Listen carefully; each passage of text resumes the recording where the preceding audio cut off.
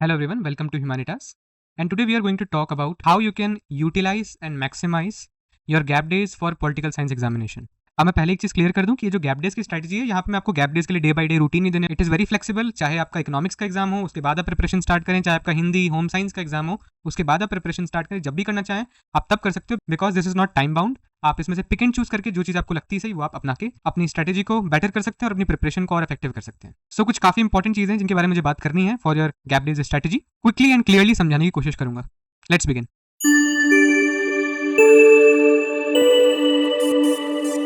You can read this disclaimer first.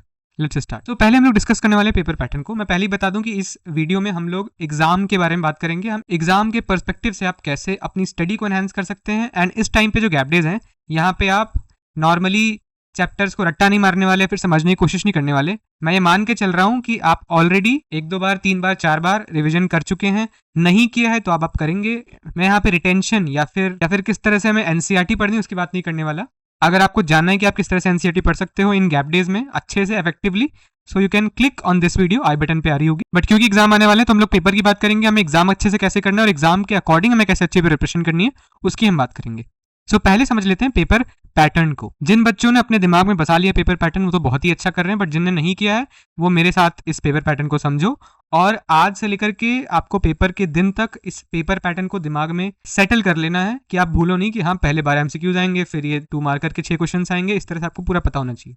इससे आप किसी भी चीज के लिए सरप्राइज नहीं होगे एग्जाम में और बहुत ही आसानी से पेपर को अटेम्प्ट कर पाओगे। सो हमारे यहाँ पे 5 सेक्शंस हैं, 30 क्वेश्चन इन टोटल है। पहले सेक्शन में 1 to 12 12 एमसीक्यूज देखने को मिलने वाले हैं, 1 नंबर ईच के, यानी कि 12 मार्क्स के 12 क्वेश्चन। सेकंड सेक्शन में 13 से 18 यानी कि 6 क्वेश्चन दिखने वाले हैं 2 नंबर के। एंड ये आपको 50 से 60 वर्ड यानी कि आपको 5 से 7 लाइन के आसपास में आपको इन क्वेश्चन को अटेम्प्ट करना है, यानी कि 6 क्वेश्चन दिखने वाले हैं 2 नंबर के, फिर से 12 नंबर। इसके बाद आपको सेक्शन सी में 4 क्वेश्चन देखने को मिलने वाले हैं 4 नंबर के, यानी कि 100 to 120 वर्ड्स ईच आपको लिखने हैं, यानी कि आपको एक पेज पूरा 4 नंबर के लिए भरना है।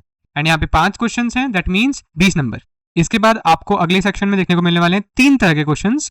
एक होगा पिक्चर बेस्ड क्वेश्चन या फिर कार्टून बेस्ड क्वेश्चन, दूसरा होगा मैप बेस्ड क्वेश्चन, तीसरा होगा पैसेज या सोर्स बेस्ड क्वेश्चन बोल सकते हैं। एंड ये तीनों के तीनों क्वेश्चन 4-4 नंबर के होंगे, यानी कि 3 क्वेश्चन 12 नंबर के।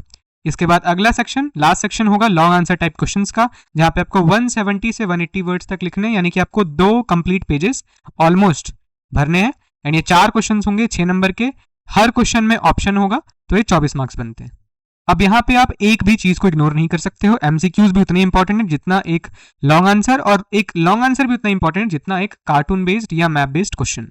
ये सीबीएसई की ऑफिशियल पीडीएफ्स हैं, तो आप यहाँ पे देख सकते हो। This might help. ये चैप्टर नेम है, ये मार्क्स अलॉटेड है। मैं पूरा का पूरा ये कंटेंट उठा के लाया हूँ। पार्ट ए बुक का भी है, पार्ट बी बुक का भी है। सो यहाँ पे आप देख सकते हो कि कौन से चैप्टर से कितने मार्क्स का आने वाला है। इससे ऊपर मार्क्स का एक चैप्टर से नहीं आ सकता है। एंड ऑफ बाइपोलैरिटी से लेकर के एनवायरमेंट एंड नेचुरल रिसोर्सेज, यानी कि टोटल 7 चैप्टर्स हैं इस बुक में, और 6 चैप्टर्स में से हर चैप्टर में 6 नंबर ईच का आने वाला है। बट लास्ट चैप्टर जो कि ग्लोबलाइजेशन है, कई लोगों को ईजी लगता होगा शायद, और छोटा भी है काफी, वहां से 4 नंबर का ही आने वाला है। दैट मीन्स कि आपको लॉन्ग आंसर आ ही नहीं सकता ग्लोबलाइजेशन से। तो यहाँ पे हमारा माइंड क्लियर हो गया। एंड बाकी हर चैप्टर से 6 नंबर का क्वेश्चन आ सकता है। सेकेंड बुक में से अगर आप देखें तो 6 नंबर का चैप्टर 1 से आ सकता है, 6 नंबर का इंडिया एक्सटर्नल रिलेशन से आ सकता है, और 6 नंबर का 7 और 8 चैप्टर से आ सकता है। और सबसे ज्यादा जो वेटेज है वो तो 8th चैप्टर की है। अब आप यहाँ पे देखिए, सबसे जो छोटा चैप्टर है इस बुक का और जो सबसे इजी काइंड ऑफ चैप्टर है, वहां से सिर्फ 2 नंबर का आ रहा है। तो यहाँ पे हमें 4 नंबर वाले के लिए प्रिपेयर नहीं करना है, सिर्फ 2 नंबर वाले के लिए और एमसीक्यू के लिए। फिर आप देखो क्राइसिस और डेमोक्रेटिक ऑर्डर, जो कि इमरजेंसी वाला है, वहां से भी 6 नंबर का नहीं आने वाला है, तो आपको लॉन्ग आंसर प्रिपेयर करना ही नहीं है यहाँ से। इसी तरह से challenges to and restoration of the Congress system, यहाँ पे इंदिरा गांधी आती हैं, 60s की बात करी गई है। यहाँ पे भी आपको लॉन्ग आंसर के लिए प्रिपेयर नहीं करना है। अब अगर आप सिर्फ एक बार इस चार्ट को देख लेते हो, कि किस तरह से मार्क्स अलॉटेड हैं बाय ईच चैप्टर, तो आपको एक चीज क्लियर हो गई कि मुझे ग्लोबलाइजेशन के लिए लॉन्ग नहीं करना है, मैं बाकी अच्छे से ग्लोबलाइजेशन को प्रिपेयर करूंगा या करूंगी। एंड बाकी चैप्टर्स में आपको क्या करना है, हर चैप्टर से जितने लॉन्ग बनते हैं उतने को प्रैक्टिस करो। प्रैक्टिस के लिए टाइम नहीं है तो एक बार देख लो कि हाँ ये लॉन्ग बन सकता है और मुझे ये सब आता है, ठीक है। इसी तरह से सेकंड बुक में भी यही चीज आपको करनी है। एंड यहाँ पे आपको क्लैरिटी मिल जाएगी कि ओके इन चैप्टर से तो लॉन्ग आ ही नहीं सकता, तो इसके लिए मुझे प्रिपेयर करना ही नहीं लॉन्ग। सिर्फ लॉन्ग के लिए ही नहीं, आपको एमसीक्यू, शॉर्ट आंसर, हर चीज के लिए मदद कर सकता है। आप देखो, ये भी सीबीएसई का ही इन्फॉर्मेशन है, उन्हीं के करिकुलम में दिया गया है। क्वेश्चन पेपर डिजाइन कैसा होने वाला है, ये आपकी पहली बुक है। ये मैं ऑलरेडी यहाँ पे एक लाइन बना देता हूँ, ठीक है। ये आपके प्रैक्टिकल के मार्क्स हैं जो कि हम नहीं यहाँ पे देखने वाले हैं। मैंने बहुत गंदी तरह से स्क्रिबल किया, पर जो हमारे लिए इंपॉर्टेंट इन्फॉर्मेशन है यहाँ पे उसको मैंने हाईलाइट कर दिया है। तो आप देख सकते हैं कि 6 नंबर के आपको एमसीक्यूज मिलने वाले हैं कंटेम्प्रेरी वर्ल्ड पॉलिटिक्स से, और 6 नंबर के एमसीक्यूज मिलने वाले हैं politics in India since independence के। तो आप, मैं पूरा अच्छे से नहीं बताऊंगा, बट मैं बस इतना बोलूंगा कि भाई इक्वल वेटेज है। तो आप ये मत करिएगा कि आपकी Indian history, Indian political history अच्छी है तो आप वो पढ़ लो, दूसरी बुक को ज्यादा अच्छे से पढ़ो नहीं। इक्वल वेटेज आने वाली है, तो इक्वल टाइम आपको प्रिपरेशन टाइम पे दोनों बुक्स को देना है। एक चीज आपको यहाँ पे देखनी होगी कि ये यहाँ पे 2 है, ठीक है। यहाँ पे पैसेज, मैप और कार्टून 3 क्वेश्चंस आएंगे, उनमें से 2 questions politics in India since independence से ही आने वाले हैं। एंड यहाँ पे एक चीज जो आपको देखनी है वो ये है कि आप पॉइंट 3 पढ़िए, map question can be given from any lesson of book 2, यानी कि मैप जो है वो सिर्फ और सिर्फ बुक 2 से ही आने वाला है। किस तरह के मैप्स आने वाले हैं वो भी मैं आपको बता दूंगा, तो आपको चिंता करने की जरूरत नहीं है। सो आपको लॉन्ग आंसर 2 यहाँ से मिलने वाले हैं, लॉन्ग आंसर 2 यहाँ से मिलने वाले हैं। इट इज वेरी क्लियर, और लॉन्ग आंसर के लिए उतनी चिंता नहीं करनी है, वो भी हम आगे देख लेंगे। सो यहाँ से हम लोग ने ये टेकअवेज ले लिए, अब आगे बढ़ते हैं। सो आई होप वीडियो का ये सेक्शन आपको क्लियर होगा कि किस तरह से पेपर डिजाइन रहने वाला है, पेपर पैटर्न रहने वाला है, किस चैप्टर से कितने मार्क्स से क्वेश्चन आने वाले हैं, और किस तरह से क्वेश्चन बन सकते हैं, क्या पैटर्न है, एंड एवरीथिंग। अब आगे बढ़ते हैं हम लोग एसक्यूपी एनालिसिस में। अब first question that comes to our mind is SQP analysis क्यों, व्हाई।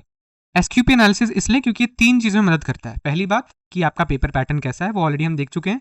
दूसरी चीज ये है कि आपके पेपर में क्वेश्चंस किस तरह के आने वाले हैं, और तीसरी चीज कि आपके पेपर में क्वेश्चंस जो आने वाले हैं उनका लेवल ऑफ डिफिकल्टी क्या हो सकता है, या फिर कितने डिफरेंट तरह के या फिर किस तरह के क्वेश्चंस आ सकते हैं। नाउ एसक्यूपी एनालिसिस जब हम कर रहे हैं तो हम अज्यूम कर रहे हैं कि you already know the NCERT, और एटलीस्ट आपने 1-2 बार पढ़ी होगी, इतनी पढ़ी होगी कि जब मैं क्वेश्चंस आगे लाऊंगा तो आप वहां पे कुछ बता पाओगे उन क्वेश्चंस के बारे में। Now you can use this for revision, okay. You can pause and read this section. मैं इसको रीड नहीं करने वाला हूँ, बट मैं बस इतना बताऊंगा कि मैंने अपनी जो पॉलिटिकल साइंस वाली रीसेंट वीडियो बनाई थी, जो आई बटन पे आप क्लिक करेंगे तो आपको मिल जाएगी, या आप चैनल खोलेंगे तब भी आपको मिल जाएगी। वहां पे मैंने एक Q&A अप्रोच वाले मेथड की बात करी थी, ये उसी मेथड के बारे में। सो पहला assumption था कि you already know the NCERT, और दूसरा assumption है कि you already know the pattern, क्योंकि हमने ऑलरेडी डिस्कस कर लिया है। तो अब बढ़ते हैं एनालिसिस की तरफ। पहला सेक्शन है एमसीक्यूज, और उसी की हम लोग पहले बात करेंगे। सो आप ये देखिए कि पहले तो आपको कुछ डायरेक्ट क्वेश्चंस मिलने वाले हैं, और कुछ नहीं, आपको 12 में से एटलीस्ट 6 क्वेश्चन, यानी कि 50% क्वेश्चन जो है वो डायरेक्ट ही मिलने वाले हैं। आप बस एक बार क्वेश्चंस को देखो। मैं यहाँ पे आपको क्वेश्चन पढ़ के क्वेश्चन के आंसर नहीं बताने वाला हूँ, मैं आपको ये बताने वाला हूँ कि आपको कैसे क्वेश्चन अप्रोच करना है, और आपको कैसे उन क्वेश्चंस के लिए तैयारी करनी है अभी से। सो पहला क्वेश्चन देखो, agenda 21 is related to which one of the following. मुझे आज तक याद है रियो समिट है, बट यहाँ पे क्वेश्चन की बात नहीं है। मैं यहाँ पे आपको ये बताना चाह रहा हूँ कि आपने अगर एक बार भी एनसीईआरटी पढ़ी अच्छे से तो आप इसको 1 सेकंड में आंसर कर दोगे, इतने डायरेक्ट क्वेश्चन आते हैं। दूसरा क्वेश्चन यू कैन सी, ये मैंने 2 बार गलती से कर दिया है। Identify the group of countries that had been part of the Soviet Union before its disintegration. Now we already know कि नॉर्वे तो बिल्कुल भी नहीं थी, Norway, Hungary and East Germany और वेस्ट जर्मनी भी यूएसएसआर का पार्ट नहीं थी। तो ईजिली हमारा ऑप्शन ए आंसर बन जाता है। I hope I am right, मुझे याद है। तो now fifth question is the idea of global security emerged in. अब देखो डायरेक्टली आपको यहाँ पे डेकेड्स दिए गए हैं, एंड आपने एनसीईआरटी पढ़ी है, वंस अगेन मैं ये बोल रहा हूँ, तो आप इजीली इसको 2 सेकंड में क्रैक कर लोगे। Now the second type of questions are chronology based questions. आप देख सकते हो, arrange the following in chronological order of their creation. अब ये चांसेस हैं कि आपका एक क्वेश्चन आएगा, चांस है कि 2 या 3 भी आ सकते हैं 12 में से, ठीक है। You can read it. Now अगली तरह के क्वेश्चन है statement based question.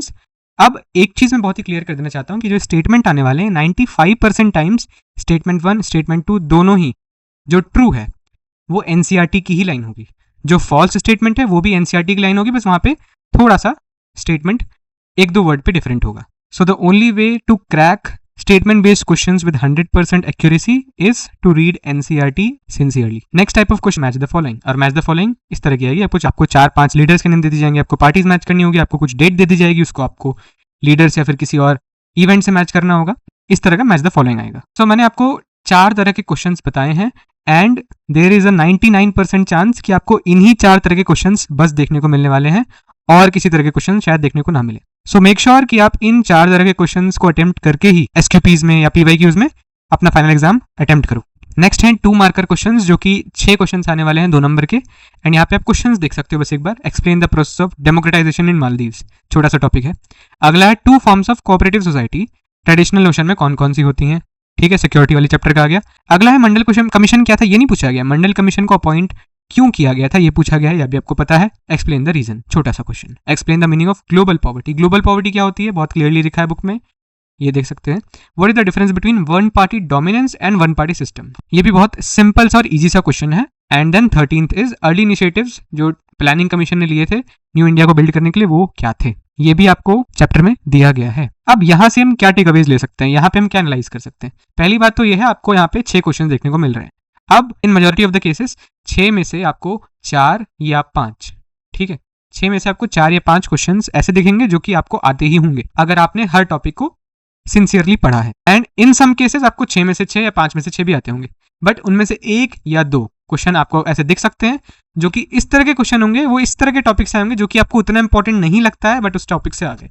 For example one party dominance and one party system, but normally question इतना ईजी है कि आप बिना पढ़े भी अटेम्प्ट कर सकते हो। बट 13th जो क्वेश्चन है, अगर आपने वो बॉक्स अच्छे से पढ़ा है प्लानिंग कमीशन वाला चैप्टर 3 का, तभी आप उसको अच्छे से अटेम्प्ट कर सकते हो। सो इससे टेक अवे ये ले सकते हैं कि हम लोगों को हर टॉपिक, हर छोटे टॉपिक को भी अच्छे से पढ़ना है, क्योंकि 2 मार्कर किसी भी छोटे टॉपिक से बन सकता है। Then we will talk about 4 markers. तो 4 मार्कर भी एक बार पढ़ लेते हैं। एंड 4 मार्कर पढ़ने से पहले मैं एक बात ये बता दूंगा कि आपको 1, 2, 3, 4, 5 क्वेश्चन मिलने वाले हैं, ठीक है। यहाँ पे मैंने सिर्फ 4 क्वेश्चन मेंशन किए, 5वां नहीं किया, बट आपको 5 क्वेश्चन मिलने वाले हैं।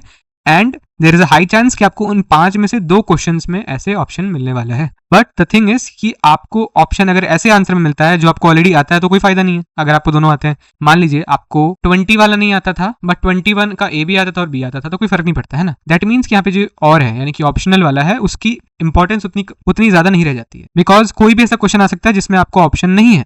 दैट मीन्स कि जो आपके थोड़े से मेजर टॉपिक्स हैं, जो थोड़े ठीक ठीक टॉपिक्स हैं, उनको आपको अच्छे से पढ़ना है हर चैप्टर का। यहाँ पे एक बार क्वेश्चंस भी देख लेते हैं। Explain the role played by India under Jawaharlal Nehru in maintaining Afro Asian unity. तो अफ्रो एशियन यूनिटी से क्वेश्चन आया है, ये भी आप आसानी से इसका आंसर कर सकते हैं आपने अगर वो अफ्रो एशियन यूनिटी वाला पैराग्राफ पढ़ा है। नेक्स्ट क्वेश्चन इज ऑप्शनल वाला। Although India has maintained good relations with all the post communist countries, yet strong relations are still between India and China. Explain करो सूटेबल आर्ग्यूमेंट्स। अब यहाँ पे आपको ये नहीं सोचना है कि मुझे ये पहला वाला लाइन ज्यादा समझानी है, आपको ये थोड़ा सा आप इस पर डेवलप करोगे कि हाँ हमारे ताजिकिस्तान, अजरबैजान, इन सब के साथ भी अच्छे, जॉर्जिया, इन सब के साथ भी अच्छे रिलेशंस हैं। बट मेन स्टेटमेंट ये है कि इंडिया और रशिया के बीच में बहुत ज्यादा स्ट्रॉन्ग रिलेशंस है, इसको आपको यहाँ पे सूटेबल आर्ग्यूमेंट से बताना है। सो आप जब चैप्टर 1 पढ़ रहे हो तो लास्ट का जो टॉपिक है वहां पे हमें इंडिया एंड रशिया के बारे में बताई गई है कि किस तरह से हम लोग अपने साइंटिफिक प्रोग्राम्स शेयर करते हैं, किस तरह से रशिया ने यूएन पे भी हमारा साथ दिया है, नेचुरल रिसोर्सेज में, ऑयल में, इन सब में हमारी ट्रेड डील्स हैं, हम पार्टनर्स हैं। एंड ऐसी बहुत सारे सूटेबल आर्ग्यूमेंट्स आपको वहां पे लिखे हैं जो कि आप मेंशन कर सकते हो। एंड इसका ऑप्शनल में है नेगेटिव और पॉजिटिव फीचर्स आप सोवियत यूनियन की दीजिए, जो कि बहुत ही आसान सा क्वेश्चन है क्योंकि आप चैप्टर 1 बहुत बार पढ़ चुके होंगे एंड उसके पहले ही पेज में आपको ये फीचर दिख जाएंगे। अब यहाँ पे मैप बेस्ड क्वेश्चन है, आपको इस तरह से एटलीस्ट 4 आपको पॉइंट्स मिलेंगे और उन पॉइंट्स में आपको डायरेक्ट स्टेटमेंट्स दिए होंगे कि इस स्टेट में इस डेट में ये हुआ था या फिर ये लीडर कहाँ बिलोंग करता था, ठीक है। तो आपको बेसिकली स्टेट बेस्ड ही क्वेश्चन पूछने वाले हैं। And the major thing is कि आपको वो लेबल नहीं करना है, ऑलरेडी ए बी सी इस तरह से आपको लेबल किया हुआ मिलेगा। एंड आप पहले ही देख सकते हो कि यहाँ पे तमिलनाडु लेबल्ड है, राजस्थान लेबल्ड है, हरियाणा लेबल्ड है और बिहार लेबल्ड है। तो ये आपको और आसान कर देता है। अब के कामराज जैसी मैंने देखा, मुझे पता है कि तमिलनाडु में। अब जिसने एनसीईआरटी सिंसियरली पढ़ी है वो इन क्वेश्चंस को इजीली क्रैक कर लेगा, अज्यूमिंग कि उसको सारे स्टेट्स कहाँ कहाँ पे हैं वो पता है। The state associated with the defection in 1967 election, तो ये हमें पता है हरियाणा में था, आयराम गैराम वाला केस याद आ जाता है। The state where Congress did not get the majority but formed government with the help from others, ठीक है। तो अगर आपको याद हो कि 3-4 ऐसे स्टेट्स थे जहां ये हुआ था, तो उसमें से एक राजस्थान था, ठीक है। पीएसपी और एसएसपी 2 सोशलिस्ट पार्टीज ने कोलिशन बनाई थी, एसवीडी गवर्नमेंट जो बनी थी 1967 इलेक्शंस में, वो आई थिंक पंजाब में हुआ था। तो देखिए हमने कितनी आसानी से क्रैक कर लिया। यहाँ पे मुझे किसी भी मैप की नॉलेज नहीं चाहिए, मुझे एक्सटर्नल मैप के लिए प्रिपेयर नहीं करना है, बट क्योंकि मैंने एनसीईआरटी को अच्छे से पढ़ा और जहां जहां पे स्टेट्स का मेंशन है जिस तरीके से वो मुझे याद है, इसलिए मैंने मैप बेस्ड क्वेश्चंस को अच्छे से क्रैक कर लिया। देन देयर आर कार्टून और इमेज बेस्ड क्वेश्चंस। अब यहाँ पे मैं आपको एक राय देना चाहूंगा, एक एडवाइस देना चाहूंगा कि आप जितने भी कार्टून्स, इमेजेस, कैरिकेचर्स आपको मेंशन्ड हैं बुक बी में, यानी कि इंडिया वाली बुक में, वो आप सारे कार्टून्स और इमेजेस को जो डिस्क्रिप्शन दिया होता है और जो उसमें लिखा होता है उसको अच्छे से पढ़ लीजिए। अगर आप किसी रेफरेंस बुक से या फिर आप वेबसाइट से PYQs निकाल सकते हैं on these cartoon based question, but 99% cases में इन कार्टून बेस्ड क्वेश्चन के साथ MCQs ही आते हैं, तो ये आपके लिए ज्यादा डिफिकल्ट नहीं होगा। बस आपको उस कार्टून में चल क्या रहा है वो पता होना चाहिए। सो एक बार प्लीज सारे के सारे कार्टून्स जो हैं बुक 2 के, उनको देख लेना। अब जल्दी से क्वेश्चन देख लेते हैं क्या क्या है। देखो, which summit has brought the environmental issues to the centre stage of global politics. क्या G8 हो सकता है, एंटार्क्टिका स्टॉकहोम हो सकता है? बिल्कुल नहीं, बहुत ही इजी क्वेश्चन, देखो कितना इजी आ गया। Then there is what do the two men shown in the image symbolise? अब टू मेन जो है वो क्या सिंबलाइज कर रहे हैं, ठीक है, ये भी इजी क्वेश्चन है अगर आपने फर्स्ट वर्ल्ड थर्ड वर्ल्ड वाला जो कॉन्सेप्ट है वो किया है।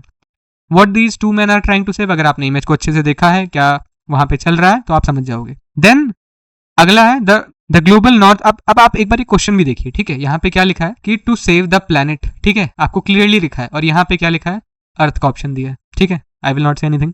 अगला क्वेश्चन है the global north includes which of the following regions? Global north यानी कि जो सुपीरियर पार्ट है वो क्या इंक्लूड करता है? सबको पता है यूरोपियन नॉर्थ अमेरिका है, द वेस्ट, ठीक है। इजी क्वेश्चंस, इस तरह के इजी क्वेश्चंस आएंगे, सो डोंट बी एंग्शियस और stressed, just read, just review all the cartoons of book 2। अगला है पैरा या फिर source based questions, basically para based questions. आपको एक पैराग्राफ उठा के दिया जाएगा एनसीईआरटी से, अगर आपने एनसीईआरटी पढ़ी है, 2 बार पढ़ी है, 3 बार पढ़ी है, 4 बार पढ़ी है, तो आपको पैरा भी पढ़ने की जरूरत नहीं है, सीधे आप कूदोगे क्वेश्चन पर, ठीक है। क्वेश्चन देख लेते हैं, what two countries have been referred to as outside parts? अगर आपने एनसीईआरटी पढ़ी है तो आप आसानी से इसका आंसर दे सकते हो। Name the two Asian giants. अब यूएसए यहाँ पे कहाँ से आ गया, रशिया कहाँ से आ गया, यूएसए कहाँ से आ गया? अगर आप कॉमन सेंस भी लगाओ तो बिना सोचे आप सी पे ऑप्शन लॉक कर दोगे। विच one of the following countries is not a south Asian countries? यहाँ पे साउथ ईस्ट एशियन ही बोला, साउथ एशियन बोला गया, तो Japan is a east Asian country, तो यहाँ पे नहीं आती है साउथ एशिया। अगर आपने चैप्टर पढ़ा है तब भी आप इसका आंसर आसानी से कर दोगे। सार्क की बात चल रही है, which of the following countries is not a member of SAARC, ठीक है, तो साउथ एशिया में आपका चाइना नहीं आता है, एंड नेपाल, इंडिया और पाकिस्तान तो है ही। सो देखो कुछ क्वेश्चंस तो काफी सारे ऐसे भी हैं which are based on common sense, not even on NCERT या फिर पॉलिटिकल साइंस की नॉलेज, तो इस तरह के क्वेश्चन भी देखने को मिलने वाले हैं। बट आई विल नॉट से कि आप इसको इजी समझ के एकदम ऐसे चले जाओ, you have to prepare for everything. ये सब तभी पॉसिबल होगा जब आप एनसीईआरटी को बाय हार्ट पढ़ोगे, एंड जिस तरह से मैं क्वेश्चंस को अप्रोच करने की बात बता रहा हूँ, इस तरह से आप क्वेश्चंस को अप्रोच करोगे, प्रैक्टिस करोगे, रिव्यू करोगे, और तब अपना एग्जाम अटेम्प्ट करने जाओगे। नेक्स्ट हमारा लास्ट सेक्शन है which is 6 markers long answers. अब मैंने अपने एग्जाम में 6 मार्कर्स को सबसे पहले किया था, उसका रीजन सिंपल था कि मुझे 6 मार्कर्स में सबसे ज्यादा दिमाग लगने वाला है, क्योंकि मुझे 2 पेज में करना है, तो मुझे आंसर राइटिंग प्रेजेंटेशन भी अच्छे से करनी है और अपने पॉइंट्स को, कंटेंट को अच्छे से प्रेजेंट करना है, लिखना है। तो यहाँ पे एक चीज आपको देखनी है कि सारे के सारे लॉन्ग आंसर्स में आपको ऑप्शन मिलेगा, ठीक है। सो मैं यहाँ पे भी आपको कुछ टेक अवेज देना चाहूंगा। पहला कि आपको हर चैप्टर से क्लियरली आपको पता चलेगा कि आपका कौन सा लॉन्ग आंसर बन सकता है, कौन सा लॉन्ग आंसर नहीं बन सकता है। आप उनको एक बार प्लीज प्रैक्टिस कर लेना, अगर प्रैक्टिस नहीं कर सकते हो तो एक बार एक्टिव रिकॉल दिमाग में करके फ्रेम कर लेना। एंड हर एक चैप्टर से 4, 5, 6 या 7 इससे ज्यादा लॉन्ग आंसर नहीं बन सकते। दैट मीन्स कि हमारे टोटल 15 चैप्टर्स है, जिसमें से आई थिंक 3 या 4 में तो लॉन्ग आंसर आने नहीं वाले हैं, तो कंसिडरिंग 12 एंड 12 6 जाए 72, सो 72 ज्यादा लगता है बट है नहीं। अगर आप 72 लॉन्ग आंसर्स आइडेंटिफाई कर लेते हो दोनों बुक्स में से, एंड आप उन सारे 72 और अराउंड 72 लॉन्ग आंसर्स को अच्छे से क्वेश्चंस पढ़ लेते हो, फ्रेम कर लेते हो, समझ रहे हो, तो आप इन सारे क्वेश्चंस को आराम से क्रैक कर लोगे। एक बार सिर्फ क्वेश्चन देख लेते हैं। What steps should be taken to strengthen the UNO? अगर आपको यूएनओ को स्ट्रेंथन करना है क्या करोगे? 4 रीजंस दो कि इंडिया को परमानेंट मेंबरशिप देनी है। जिसने ये वाला चैप्टर पढ़ा है यूएन वाला, उसको पता है कि भाई इंडिया को परमानेंट मेंबरशिप क्यों देनी चाहिए, वो आपको बहुत अच्छे से पॉइंट्स लिखे हुए हैं सारे, ठीक है, चाहे वो हमारी इकोनॉमी हो, पॉपुलेशन हो, डेमोक्रेसी हो, सब पॉइंट्स लिखे हैं। सेकंड क्वेश्चन है, अगर आपको ये नहीं आता तो आप ये कर सकते हो, trace the evolution of the United Nations, league of Nations से क्या क्या हुआ था, ठीक है, और टाइमलाइन जो है वो आप बता दो उसको। एस्टैब्लिशमेंट इन 1945 कि कैसे फंक्शन करता है, इसकी स्ट्रक्चर्स और एजेंसीज क्या है, एजेंसीज भी दी हैं क्लियरली, स्ट्रक्चर क्या वो भी दिया है, आप उसको समझा सकते हो। दोनों में से आपको एक तो आता ही होगा, इंडिया वाला आई थिंक कई लोगों के लिए इजी हो सकता है, तो आप वो अटेम्प्ट कर लोगे। अब मैं सारे नहीं करूंगा, एक और सिर्फ पढ़ूंगा मैं यहाँ पे। अब यहाँ पे ये देखो, in spite of serious differences between major national political parties, emergence of new consensus is being viewed with interest. In the light of the statement describe any 3 consensus. अब अगर आप याद करो चैप्टर 8 में जो कि रिसेंट डेवलपमेंट्स वाला है, वहां पे आपको ऑलरेडी दिया गया है कि किन किन चीजों पे कंसेंसस बनती हुई हमें कुछ पिछले सालों में दिखी है। तो उसमें से एक इकोनॉमिक पॉलिसी आ जाता है, दूसरा आ जाता है प्रैग्मेटिक पॉलिटिक्स वाला कंसेंसस। तो इस तरह से आपको 3 कंसेंसस वहां पे लिख देने, आई थिंक वहां पे 4 या 5 मेंशन्ड है। नेक्स्ट इसी के साथ क्वेश्चन दिया, 2 party system is considered as the best form for a democratic system. India on the other hand has a multi party system, assess the advantages of the multi party system in India. अगर आपको ये आता है, creatively लिख सकते हो तो बहुत बढ़िया, नहीं आता है तो आप डायरेक्टली इसको अटेम्प्ट कर सकते हो, ठीक है। इस तरह से मैंने आपको क्वेश्चन बता दिए, तो आपको लॉन्ग आंसर में दिक्कत नहीं होगी। अगर आप 72 में से 60 भी समझ जाओ कि क्या लॉन्ग आंसर बन सकते हैं और मुझे आते हैं कि नहीं, तब भी आप कर लोगे, बिकॉज आपको ऑप्शंस मिलने वाले हैं। अब लॉन्ग आंसर सबसे बड़ा टेक अवे ये है कि आपको आइडेंटिफाई करना है कि क्या लॉन्ग आंसर बन सकता है हर चैप्टर से, और उनको आपको अच्छे से प्रिपेयर कर लेना है कि अगर इसमें आता है तो मुझे 2 पेज लिखने हैं, कि मुझे एक लॉन्ग आंसर के बारे में कम से कम 10 बातें पता होनी चाहिए, और मैं उनको हाईलाइट करते हुए अच्छे से क्राफ्ट करते हुए कैसे लिखूं। So at the end we can say कि everything boils down to retaining NCERT and उस एनसीईआरटी को अपने क्वेश्चंस के अंदर आंसर्स में प्रेजेंट करना। सो आपको अगर प्रेजेंट करने में थोड़ी सी क्लैरिटी चाहिए, सो मैं आपको इस वीडियो को अपनी रिकमेंड करूंगा। आप फिर से आई बटन में देख सकते हैं, आई बटन में आप आई बटन में देख सकते हैं, आप चैनल के अंदर जाके इस वीडियो को देख सकते हैं। एंड यहाँ पे मैंने आपको हर एक फीचर जो कि आंसर राइटिंग में होता है, मैंने आपको यहाँ पे 5-6 हाईलाइटिंग के मेथड्स बता रखे हैं। माइंड मैप या फ्लो चार्ट कब यूज करना होता है, कब नहीं करना होता है, आप पूरे आंसर को कैसे क्राफ्ट कर सकते हो, आंसर राइटिंग करनी क्यों होती है, ऑब्जेक्टिव क्या होता है, मैंने सब कुछ बता रखा है। So it is indeed a master class. आप अपने पॉलिटिकल साइंस, हिस्ट्री, इन जैसे सब्जेक्ट को प्रिपेयर करें। इन सब की प्रिपरेशन के साथ प्लीज इस वीडियो को कंसिडर करना, it will help you a lot. Now एक ही चीज बोलूंगा कि पीवाईक्यूज इतने इंपॉर्टेंट क्यों है, पॉलिटिकल साइंस और हिस्ट्री जैसे एग्जाम्स के लिए पीवाईक्यूज क्यों इतने इंपॉर्टेंट है? बिकॉज 10 सालों से आपको ये एग्जाम्स देखते हुए आ रहे हैं, हर साल नए क्वेश्चंस नहीं आते हैं। ऑलमोस्ट 99% क्वेश्चंस जो है वो ऐसे ही हैं जो कि कभी ना कभी पीवाईक्यूज में आए हैं। सो क्वेश्चंस रिपीट ईच ईयर। तो आप जितने ज्यादा पीवाईक्यूज देख सकते हो, अगर आप सारे अटेंड नहीं कर सकते क्योंकि इतना टाइम नहीं है आपके पास, तो आप जितने ज्यादा पीवाईक्यूज बस रिव्यू कर सकते हो विद आंसर्स, आप देखते जाओ, it will help you a lot. और जहां पे आपको लगता है कि ओके ये पीवाईक्यू का आंसर शायद मुझे नहीं आता है, तो उसका आंसर देखो, उसका आंसर प्रैक्टिस करो। बट जितने पीवाईक्यूज आप सिर्फ रिव्यू कर सकते हो, देख सकते हो, ट्राई करना कि उनको देखो। बाकी मैं बस 1-2 मिनट में समझाना चाहूंगा कि मैंने कैसे प्रिपरेशन करी थी, मेरा क्या एक्सपीरियंस था। सो मेरे पास अराउंड 10-15 दिन थे पॉलिटिकल साइंस के प्रिपरेशन के लिए। सो मेरे पास हुआ क्या था कि मेरे पास बीच में 15-20 दिन आए थे, बड़ा सा गैप मेरे पीएड एग्जाम के बाद। तो वहां पे मैंने क्या किया था कि मैंने शुरुआत के 5-6 दिनों में पॉलिटिकल साइंस के लिए प्रिपरेशन करी थी, एंड उसके बाद लास्ट के 4-5 दिन जो मुझे मेन गैप मिला था पॉलिटिकल साइंस का, वहां प्रिपरेशन करी थी। तो जो शुरुआत का गैप था उसको मैंने ऐसे यूटिलाइज किया कि मैंने अपनी एनसीईआरटी पकड़ी और एनसीईआरटी को पूरा लाइन बाय लाइन खुद से पढ़ा।